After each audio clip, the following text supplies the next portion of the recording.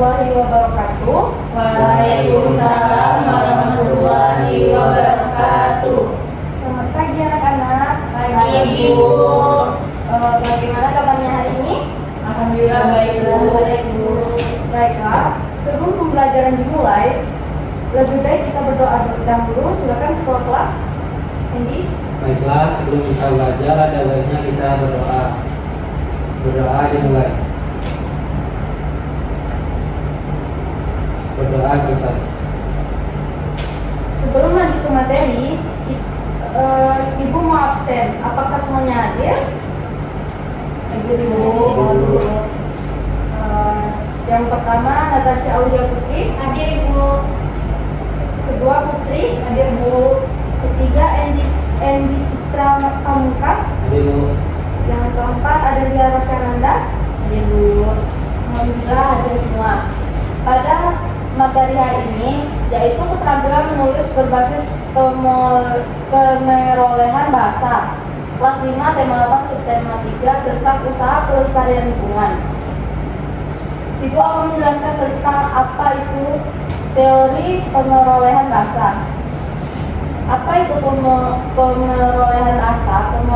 Pemerolehan bahasa adalah cara alami anak belajar bahasa, seperti ketika anak belajar berbicara. Ciri-cirinya, anak tidak belajar aturan dulu, tetapi belajar memahami makna. Yang kedua, anak berani berbicara meskipun belum sempurna. Yang ketiga yaitu penting pesannya dipahami, bukan harus benar semua.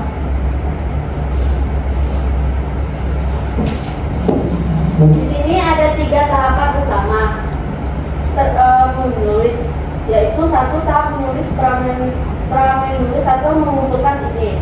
Tahap awal sebelum menulis, tujuannya yaitu membantu siswa mencari dan memilih ide yang ingin ditulis. Kegiatan yang mudah dilakukan yaitu 1 curah pendapat atau brainstorming. Yang kedua membuat peta pikiran. Yang ketiga mengamati gambar tentang lingkungan. Yang keempat membaca teks singkat tentang pelestarian lingkungan. Contoh ide yang muncul yaitu 1 menghemat air, menanam pohon, membersihkan lingkungan. Yang terakhir tidak membuang sampah sembarangan. Yang B, tahap menulis draft atau menulis bebas. Prinsip penting, tulis apa adanya tanpa takut salah. Siswa tidak perlu memikirkan ejaan, huruf kapital atau tanda baca. Tujuannya yaitu menuangkan ide sebanyak mungkin. Contohnya, tuliskan 1 paragraf tentang cara menjaga lingkungan di sekolah. Yang C, tahap revisi atau penyuntingan atau memperbaiki tulisan. 1. Revisi atau memperbaiki isi. Revisi dilakukan untuk membuat tulisan lebih jelas. Pertanyaan yang dapat membantu yaitu 1. Apakah tulisannya mudah dipahami? Yang kedua, apakah contohnya sudah tepat? Yang ketiga, apakah ide tersusun dengan rapi? Revisi sama dengan memperbaiki isi. Yang kedua, penyuntingan atau memperbaiki bahasa. Setelah isi benar dan jelas, baru memperbaiki ejaan, tanda baca, huruf kapital, dan struktur kalimat. Penyuntingan sama dengan memperbaiki bentuk bahasa. Di sini dapat kita lihat ada Amel, Adel dan Putra. Mereka sedang menanam pohon atau biasa disebut dengan reboisasi. Di mana kegiatan itu biasa dilakukan? Kegiatan penanaman pohon dapat dilakukan di perbukitan yang tandus serta di lingkungan sekitar seperti halaman rumah atau sekolah. Apa tujuan dari kegiatan itu? Kegiatan penanaman pohon bertujuan menghijaukan lingkungan dengan tanaman-tanaman berdaun hijau. Apa manfaat dari kegiatan tersebut? Membuat lingkungan menjadi lebih asli, memanfaatkan lahan tidur. Jika pohon telah tumbuh besar dapat menahan erosi dan banjir. Akar-akar pohon dapat menahan air hujan sehingga menambah persediaan air di tanah. Berikut syarat-syarat air yang digunakan sebagai air minum dan untuk memasak. Air yang layak digunakan sebagai air minum dan untuk memasak harus jernih dan tidak berasa dan tidak berbau. Di sini kualitas air yang digunakan yaitu untuk mencuci pakaian, air yang digunakan harus jernih serta melakukan kotoran dan sabun. Karena tidak menggunakan air dengan kandungan mineral tinggi akan mengakibatkan pakaian menjadi kusam.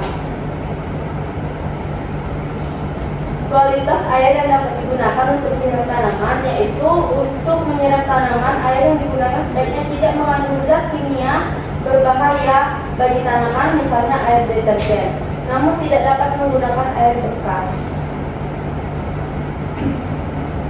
Air untuk kehidupan sehari-hari. Bagaimana rasa air laut? Ya, air laut terasa asin. Jika kamu pernah di pantai dan terpercik air laut, kamu akan mengetahui bahwa air laut terasa asin. Sebagian besar, 97% air yang menutupi planet ini, bumi ini, berupa air laut.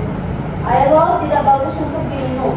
Air laut juga tidak dapat digunakan dalam kebanyakan industri dan keperluan rumah tangga. Untunglah 3% air di dunia berupa air segar, yaitu air yang tidak asin dan dapat digunakan untuk minum, memasak, dan mencuci. Persyaratan air bersih meliputi 3 komponen, yaitu persyaratan secara fisik, secara kimia, dan kandungan mikroba yang terdapat di dalamnya. 1. Persyaratan secara fisik. Yang A tidak keruh, yang B tidak berwarna apapun, yang C tidak berasa apapun, yang D tidak berbau apapun, yang E suhu antara 10 derajat sampai 5 derajat Celcius atau sejuk, yang terakhir tidak meninggalkan endapan. Yang kedua, syarat kimiawi. Yang A tidak mengandung bahan kimia yang mengandung racun, tidak mengandung zat-zat kimia yang berlebihan, cukup yodium, dan terakhir pH atau derajat keasaman air antara 6,5 sampai 9,2. Yang terakhir syarat mikrobiologi. Tidak mengandung kuman-kuman penyakit seperti disentri, tifus, dan kolera. Di sini Ibu akan membagikan tugas ke kalian. Kalian membaca teks ini, terus kalian ambil poin-poin pentingnya di buku kalian masing-masing. Di buku Suara 5 menit, silakan.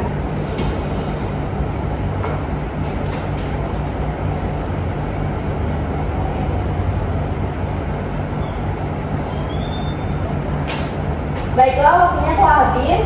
Dari materi yang telah kamu baca, informasi apa yang telah kamu dapat? Saya Ibu.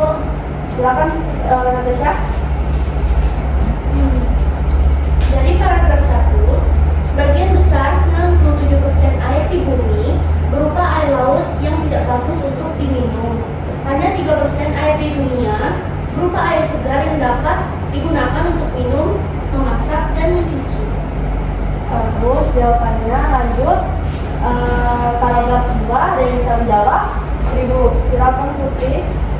Jadi Bu, di paragraf 2 itu yaitu berisi tentang persyaratan air bersih meliputi 3 komponen, yaitu persyaratan secara fisik, secara kimia, dan kandungan mikroba. Benar sekali. Lanjut. Paragraf ketiga dari Nisam Jawa. Ya dulu, silakan Adel. Di paragraf ketiga, masyarakat memerlukan air dalam jumlah yang sangat besar. Air diambil dari sungai-sungai atau sumur. Air dialirkan dalam tangki dan ditambahkan gas klorin untuk membunuh kuman. Air dipompa melalui pipa bawah tanah menuju rumah-rumah penduduk. Nah, sekali lanjut paragraf terakhir, yaitu paragraf 4, ada yang bisa menjawab. Silakan Budi. Kebetulan di paragraf keempat ada sumber air lainnya didapat dari sumur. Yang dahulu orang menggunakan timba, namun sekarang menggunakan pompa air listrik. Pompa mengalirkan air menuju ke bak penampung, kamar mandi, dapur, dan tempat-tempat air. Baiklah, semuanya jawabannya benar. Lanjut ke materi selanjutnya. Itu saja yang dapat Ibu sampaikan. Apakah di sini ada yang ingin bertanya? Saya Ibu. Silakan Natasha. Bu, mengapa kita harus menjaga lingkungan? Padahal lingkungan terlihat baik-baik. Lingkungan memang terlihat baik sekarang, tetapi jika tidak dijaga, lama-kelamaan bisa rusak. Menjaga lingkungan membantu mencegah banjir, polusi, dan menjaga kesehatan kita. Lanjut, apakah ada yang ingin ditanyakan lagi? Saya Silakan. apa cara paling sederhana yang bisa kami lakukan sebagai anak sekolah untuk melestarikan lingkungan? Cara paling sederhana adalah membuang sampah pada tempatnya, menghemat air, dan menjaga kebersihan kelas. Hal kecil yang dilakukan terus-menerus akan memberikan dampak besar. Apakah ada yang ingin ditanyakan lagi?